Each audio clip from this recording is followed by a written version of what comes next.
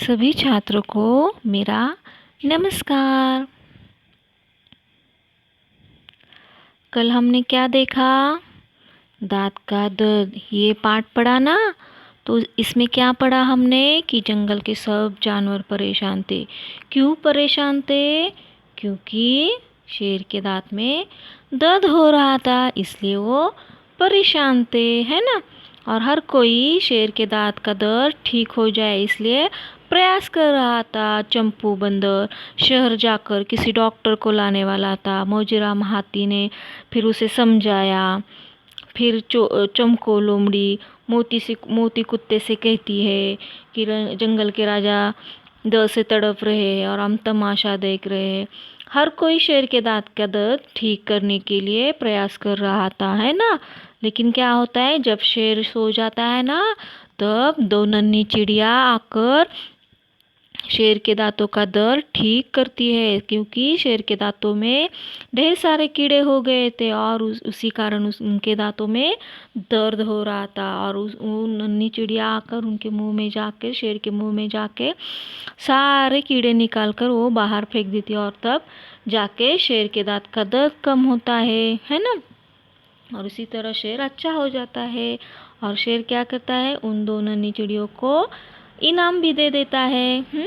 तो आज क्या देखने वाले हैं हम? तो उसके आगे का। तो कल हमने शब्द अर्थ भी देखे थे, है ना। तो आज आप उसमें से कुछ प्रश्न भी देखे थे हैं। तो आज हम आगे का पढ़ने वाले हैं। तो आज अपनी हिंदी की किताबें निकालो और पेज नंबर 15 निकालो। तो चलो, तो देखते हैं आज हम लिखित प्रश्न। जंगल के जानवर क्यों परेशान थे? जंगल के जानवर परेशान थे क्योंकि शेर के दांतों का दर्द ठीक नहीं हो रहा था। शेर के दांत का दर्द किसने ठीक किया? शेर के दांत का दर्द दो नन्ही चिड़ियों ने ठीक किया। दांतों की सफाई न करने का क्या परिणाम होता है? दांतों की सफाई न करने से दांतों में ढेर सारे कीड़े होते और दांत में दर्द होता है ना। ये हमने देखा था ना। तो आज क्या देखने वाले हैं हम? Page number 16। तो अपना पेज नंबर 16 निकालो बच्चों। ठीक है, निकाला आप सबने पेज नंबर 16। ध्यान से देखो। हमें क्या देखना है? सही वाक्य पर राइट और गलत पर क्रॉस लगाना है ना, यानी कि टिक करना है और इस पर क्रॉस का चिन्ह लगाना है ना। तो देखो, सही पर राइट और जो गलत है उस पर क्रॉस लगाएंगे। शेर दहाड़ तो चिड़िया कांप गई। शेर दहाड़ा तो चिड़िया कांप गई। शेर दहाड़ा तो चिड़िया कांप गई, यानी शेर जब जोर से चिल्लाया तो चिड़िया कांप गई ना। तो ये गलत है या सही? इसमें कौन सा आएगा?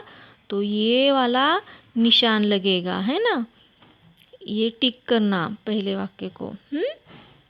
अब दूसरा देखते हैं। चंपू बंदर कंप्यूटर जानता था।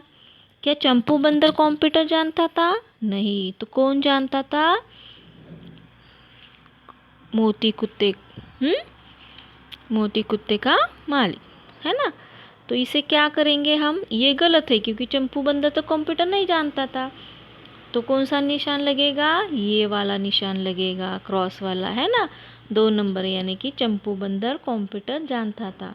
इसे क्रॉस का निशान लगाएंगे आप। अब आगे देखते हैं।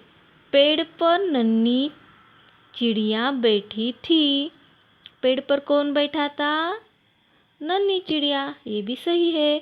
तो कौन सा निशान लगेगा? राइट वाला। ठीक है। शेर के दांत का दर्द डॉक्टर ने ठीक किया, बताओ। नहीं ना, बिल्कुल सही। तो इसे कौन सा लगेगा? क्रॉस वाला चिन्ह लगेगा, है ना। खाने के बाद दांतों की सफाई करनी चाहिए, सही है। आपका जवाब तो कौन सा चिन्ह लगेगा? ये वाला लगेगा लास्ट को, है ना। ये हो गया हमारे पाठ के नीचे के क्वेश्चन आंसर। आप क्या देखने वाले हैं? हम भाषा ज्ञान। क्या देखने वाले हैं? भाषा ज्ञान देखने वाले हैं। तो इसमें से हमें र के इन रूपों को दो दो शब्द लिखने हैं। क्या करने हैं? र के यानी इन र के इन रूपों के दो दो शब्द लिखने हैं आपको, है ना। र र अक्षर तो आप जानते हैं, व्यंजन है ना। तो जिस शब्द में र आता है, इसमें से आप पाठ में से कोई भी र के दो शब्द ढूंढकर यहाँ लिखेंगे। जैसे कि देखो यहाँ एग्जाम्पल पर दिया है, ये है र और ये है शेर। और देखो यहाँ लिखा है ना रमन और दरवाजा। अब ये ऊपर जो रफार लगाया है ना, वो भी र ही है। दर्द मात्रा के उजरने में आपने पढ़ा होगा पिछले साल, है ना। इसे भी र कहते हैं।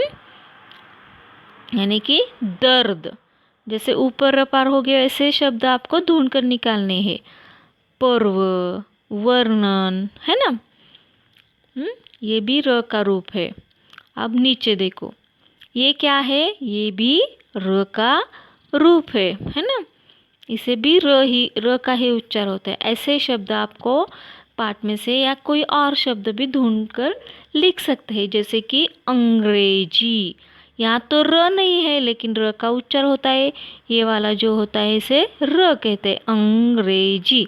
उसी तरह दरिद्र, रुद्र, है ना। ऐसे कई वर्ड है जो आपको यहाँ लिखने हैं। अब दूसरा देखो, यह भी सीखो। यह भी सीखो। अब ये थोड़ा सा इंटरेस्टिंग है। यहाँ देखो, ये आपको यहाँ शब्द दिखा है बंदर। ये एरो नीचे गई है ना, देखो ये बंदर।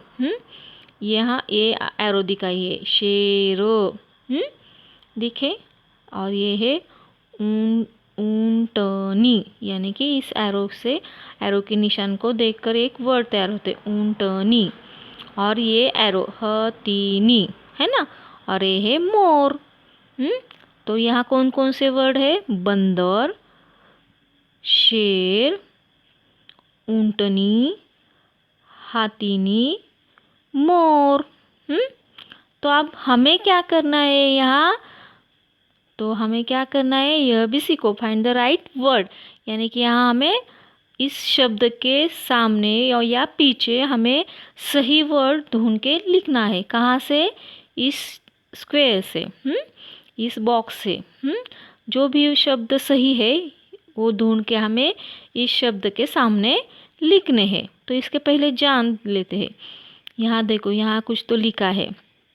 इसे जो शब्द लड़की या स्त्री के लिए है वे स्त्रीलिंग कहलाते हैं। यानी कि जिस शब्द से लड़की या स्त्री का बोध होता है उसे स्त्रीलिंग कहते हैं, है ना। जैसे लड़का, लड़की होते हैं ना, लड़की होती है वो स्त्रीलिंग होती है और लड़का होता है पुल्लिंग, है ना।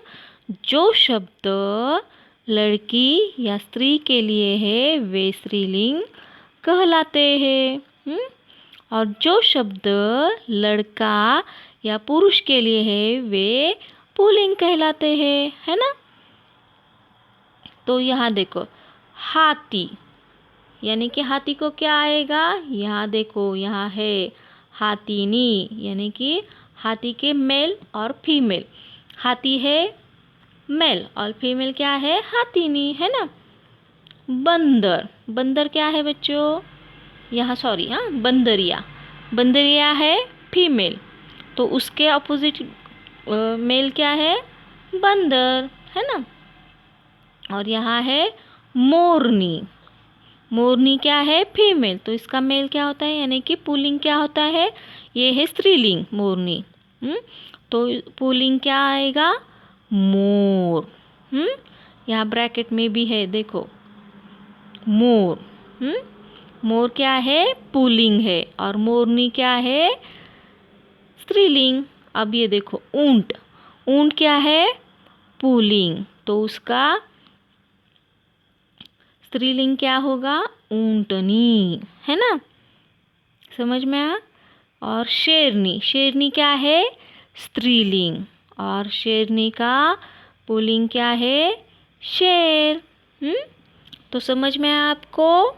जो शब्द लड़की या स्त्री के लिए है वे स्त्रीलिंग कहलाते हैं, और जो शब्द लड़का या पुरुष के लिए है वे पुल्लिंग कहलाते हैं। तो आज इसके आगे का पेज नंबर है 17। तो आप निकालो 17 पेज नंबर। निकाला? यानी कि 17 पेज नंबर। अब ये शब्द हमें क्या करने हैं? ऊंची आवाज में पढ़ने हैं। ऊंची आवाज में पढ़ो। जड़, जबड़ा, जगह, जग, जड़, जबड़ा, जगह, जग। सही है। तेज, मजेदार, अंग्रेज और जमीन, है ना? इन शब्दों को, अब ये हुआ हमारा तीसरा क्वेश्चन। आप चौथा देखते हैं। इन शब्दों को पढ़ो और एक एक शब्द स्वयं लिखो। क्या करना है हमें? इन शब्दों को पढ़ना है और एक एक शब्द स्वयं लिखो। जैसे कि यहाँ है तो यानी कि ये जोड़ाक्षर है ना? कुत्ता, जैसे कि त ऐसे शब्द हमें यहाँ भी लिखने हैं एग्जाम्पल के तौर पे। कुत्ता, पत्ता, गत्ता, म हिम्मत, चम्मच, अम्मा, स। यहाँ दो वर्ण है ना, सॉरी दो व्यंजन एक साथ जुड़े हुए हैं ना, इसे द्वित्व कहते हैं ना, हमने पढ़ा था ना मराठी में। गुस्सा, हिस्सा। ऐसे शब्द आपको और भी मिले तो लिखो। आश्चर्य, आश्चर्य, पश्चाताप, कट, डॉक्टर, ट्वीट, कलेक्टर, है ना? नन्ही, काना। इस तरह से आपको और भी शब्द ढूंढकर लिखने हैं। ये हो गए। अब पांचवा क्वेश्चन देखते हैं। देखो बच्चों, एक के अनेक बनाओ। एक के अनेक बनाओ। एक मतलब अगर कोई वस्तु एक है तो वो एक वचन कहलाती है, या एक से अधिक हो, दो या दो से अधिक हो, तो वो क्या कहलाती है? बहुवचन, है ना? मराठी में पढ़ा था ना आपने अनेक वचन और एक वचन। यानी कि कोई वस्तु एक हो तो उसे एक वचन कहते हैं। अगर कोई वस्तु दो या दो से अधिक हो तो उसे क्या कहते हैं? बहुवचन, है ना? तो यहाँ देखो, एक हो तो एक वचन और बहुत हो तो बहुवचन। अब देखो, एक कीड़ा है इसीलिए क्या है? उसका बहुवचन क्या होगा? अनेक कीड़े होंगे तो कीड़े।